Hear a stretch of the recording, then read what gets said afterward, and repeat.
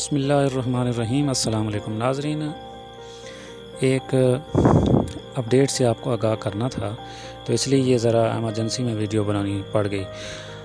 Head इस्लाम दरियाए सतलुज पर वाक़ जो हेड वर्क्स है वहाँ पर बड़ी तेज़ी से कुछ कंस्ट्रक्शन का काम जारी था।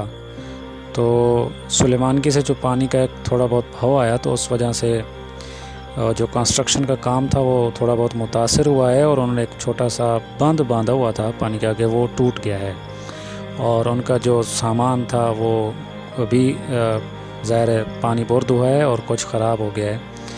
तो जैसे आप इस वीडियो में ये मनाज़िर देख सकते हैं, ये हेड इस्लाम है और वहाँ पे जो कंस्ट्रक्शन का काम हो रहा था अब उसको वक्ती तौर पर रोक दिया गया है पानी के इस बहाव की वजह से। इतना ज़्यादा तो नहीं है, बहरहाल हिफाजती इक़दामात शायद नाक़िस होने की वजह से ये हुआ है।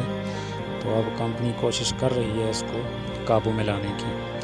तो ये थोड़े से मनाज़िर थे जो आपसे शेयर करना थे, तो आप ये खुद देख सकते हैं।